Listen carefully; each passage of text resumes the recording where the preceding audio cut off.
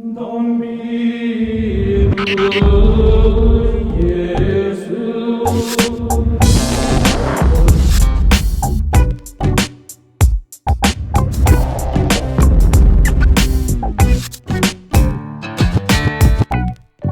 Hey guys, there is no denying that we catch a lot of resistance for preaching the gospel of grace. Now, even if people don't understand the theology, they'll at least attack our glorious liberty that comes out of it, or the fun that we have, or some joke we made in 2008. In seeing this resistance, some assume that our attacks on religion and legalism are a reaction of our own bitterness or a knee-jerk hot-headed impulse. But in actuality, we are very calculated in our approach, and we make no apologies for our deep distaste of religion. Often people will have an issue with the tone of our message. John, you're mocking. John, you're being too critical. John, you need more sweetness in your approach. John, you're being unloving. Well, look, if I have a mocking spirit, then Jesus must have had one too. And if I am unloving, then so was the Apostle Paul, all right? Because I think we're all in the same boat with some of these issues. You are very right that there's a very mocking and a very intentional jab that I often take, but this is never aimed at individuals. It's always at religion, at religious mindsets themselves, or Phariseeism as a whole. And we're overly clear that individuals should be loved and that we have to bear with the weaker religious brother and not to take personal offense on board. And I've brought several videos out correcting this error over the years, instructing people not to take offense at individual religious people. But I will unashamedly, without apology, continue to tear at the industry of religion itself and set myself against the doctrines of the circumcision party. I am not against religion more than I am for Jesus, but you see, you can't have one without the other. I believe that we have ample biblical support for this type of approach. You got to consider the ministry of Jesus. As he called the religious elite tombs full of dead men's bones, he called them whitewashed walls, snakes. The scriptures also constantly refer to them as whores, as sons of Satan, etc. Now that's some pretty strong language. Now, of course, never once do you see Jesus aiming this rhetoric at an individual person in his conversation or attacking individuals. He always showed compassion on a personal level. He would go to individual Pharisees' house and eat with them. Instead, he aimed his guns at the false, self-righteous identities that men were attributing to themselves, and always in a corporate context. People who, as an entity, were acting as sons of Satan because they didn't realize their adoption from the foundation of the world. As Malachi 2 says, do we not all have one Father? Did not one God create us all? The point is this. Look, the religious order is by far the group that received the harshest rebuke from Jesus. And in fact, he said it would be worse for them than it would be for the gay metropolis of Sodom and Gomorrah, okay? So if you've got to pick a sin, I think religion's a little worse than homosexuality. And just in case we might think that Jesus has a special immunity from politeness just because he's God, well, let's look at the ministry of the Apostle Paul, okay? He called the entire Galatian church beloved idiots. Now note that he still loved them. Here's the thing. This was very much strictly a result of them turning back to religion after he came preaching the grace of the cross.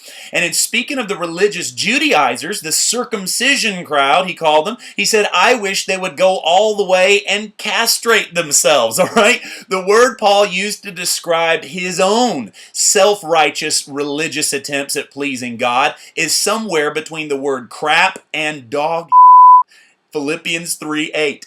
He didn't hesitate to call religious teachings doctrines of demons taught by, quote, hypocritical liars whose consciences have been seared as with a hot iron. 1 Timothy 4:2. Specifically in that passage, he was addressing fasting and abstaining from good hot marital sex. Okay, look, Paul didn't seem to pull many punches. In fact, Paul even did what I've never done. He called an individual person, the high priest Ananias, he called him a whitewashed wall. And then later, sarcastically, he said, oh, I didn't know you were the high priest, because Paul knew very well that Jesus Christ is the true high priest. Now, I think that that was a unique exchange, and we shouldn't be calling individuals religious under ordinary circumstances, okay? And everybody thinks their circumstance is an extraordinary circumstance. Look, don't make a habit of this. Look at this. Let's look at the other side of the coin. Over and over, Paul never hesitated to call the Pharisees, the very guys who killed Jesus, he called them his brothers. So his love for them was never lacking. In Romans 1, he says that his heart was constantly heavy for the Pharisees, that they would understand their inclusion in the gospel. Jesus never criticized anyone he wasn't willing to die for. And for Paul, the same thing was true. Their criticism of religion and the false self did not indicate a lack of love. And so let's look at church history a little bit too. All right, we would all still be saying our Hail Marys right now if it wasn't for Martin Luther, if he didn't have a horrible distaste for religion. Martin Luther used vernacular for the religious elite that would make you and I cringe and blush. Here's one example, okay, of dozens of similar kind of things he said, okay? In talking about the Pope, Martin Luther said, "Oh, dearest little Pope, don't dance around, for the ice is solidly frozen this year. You might fall. If a fart should escape while you were falling, the whole world would laugh at you and say, oh, how the Pope has befouled himself." In his booklets, Martin Luther had paintings of the devil giving birth to the Pope out of his rectum. Now that's pretty intense, all right? Few people actually read Martin Luther. They just say, oh, he's one of the most important men in church history. But look, I've read enough of him to know that he cussed like a sailor when he was dealing with religious people. Once he was speaking of another minister, saying how beautiful and eloquent that the guy's religious arguments were. He said that he was like a beautiful golden chalice. And then he said, too bad the chalice is full of. Now, I'm not saying this because I have a problem with Catholics, all right? In fact, most Catholic theologians today, 500 years later, will agree that Martin Luther was right, all right? The issue here is Luther's style. Luther's language was intense, to say the least. I think he may have taken it too far at times, in fact, and many of the people who followed after him moved into outright rebellion, burning down convents, all kind of stuff. But really, at the end of the day, who am I to say that he took things too far? I mean, have I accomplished as much as him? All right, in the role of the reformer, when you're trying to tilt these massive scales of balance back into the right direction, there is a certain intensity that is required. And compromise can be your greatest enemy. So, look, most popes are godly men these days, but praise God, Luther was not afraid to call the Pope an in his day, all right? Also, ministers cannot always be blamed for the extremes to which other people take their thoughts, okay? How many times have people used the very words of Jesus to kill, rape, and destroy? Should Jesus have just kept his mouth shut and kept his thoughts to himself because some people are going to take his ideas overboard? Come on, the best thing we can do is try to bring balance in what we say, but without losing that cutting edge of what has to be delivered. Some people are called to bring soft words. Some people are called to more pastoral type of ministries. On an individual basis, we should always be kind and gentle, but there are certain ministries and callings which are called to bring bigger shifts in corporate thinking, and they're required to make big, grandiose statements. Sharp language is often required. Otherwise, the people will never hear you, and your words will be watered down and impotent. Luther recognized this. He saw the bigger picture. This is what he said, okay? He said, quote, "I was not trying to gain praise and fame with my writings and little books. Almost everyone I knew condemned my harsh and stinging tone, but I thought that even if the present age condemned me, maybe the judgment of future generations would be better." And isn't that exactly what happened? Most of you have never read Martin Luther, but you'd call him a hero.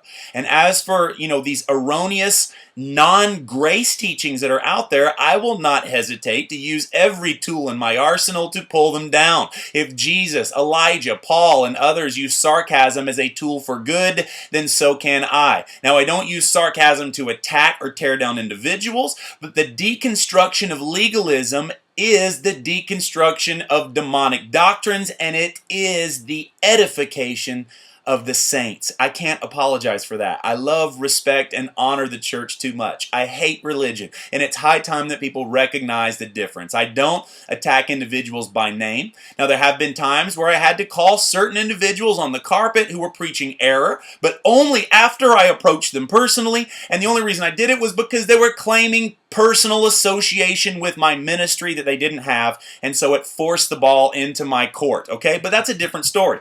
It's not that it's right or wrong to address individuals. The issue is more in line with how it's done, the context in which it's done, and whether it's even your battle to fight. And you better be darn careful that you're operating in love and not paranoia. You have to be careful because it's easy to cross an invisible line into a ministry of accusation, tearing down, inquisition. We cannot deny that in special circumstances, when the gospel of grace hung in the balance, the Apostle Paul was willing to stand toe-to-toe in public with public teachers when the gospel of grace called for it, okay? Alexander the coppersmith, Hymenaeus, he rebuked Peter in front of everybody. Paul even lobbed a couple of subtle bombs at the so-called super apostles of his day, who were no doubt among probably the original 12, but he didn't name them, okay? Look, Paul had he had a message of grace he was carrying, and even those guys didn't seem to catch it as deeply as Paul did. Just in case you haven't read the difference in their letters, all right? Paul was carrying something that he had to protect, all right? Now, this is a touchy subject among people who have been attacked or they've experienced some kind of spiritual abuse or debate and criticism that just run rampant in the church, all right? See, those people who have been frustrated by heresy hunters, I've got a million blogs out there against me, all right? And victims of this stuff have a really bad taste in their mouth when it comes to persons attacking individual ministers, and rightfully so, okay? And yet we can't soft step around the fact that there is even a valid place for bringing public correction to ministers in certain times, in certain isolated situations. Even Paul says to be very careful about this. And it doesn't mean we should go nitpick everybody we disagree with or criticize something just because it's new or we don't understand it. Okay, full investigation is necessary before anybody begins to bring any correction. You got to approach the person individually. You got to talk through things. Most of the time, we just need to trust the Lord to bring the correction himself, all right? And if you don't already have a ministry platform, you're probably not even called to bring that kind of apostolic alignment, all right? Having a Facebook page does not entitle you to be a theology of police for the body of Christ, all right? Look, some people will hate you for pointing out falsehood. They'll say you're being religious and critical. Other people, they have this sort of bloodlust. They like it too much that you're forced to point out somebody's error at times, okay? Here's the thing. Overall, we should allow the wheat to grow up with the tares. We've got to trust God. We're not trying to defend God all the time. But yes, there is a valid place even for the heresy hunter. I mean, where would we be if nobody was willing to address Joseph Smith's heresy of Mormonism or all the crazy Gnosticism in the early church when the early church fathers were battling all these heresies or whatever? Look, there is a place for the heresy hunter. But don't consider it a high office, okay? If we're all part of the body, fingers, knees, and toes, well, the heresy hunter, he's a body part too. There is a part of the body that's needed to push all the crap out of the body, and guess which part of the body that is, all right? It's needed, but it's not a body part I would aspire to be, all right? Look, the fact is, every single one of us is a heretic to some degree. Not everybody believes the exact right thing about everything.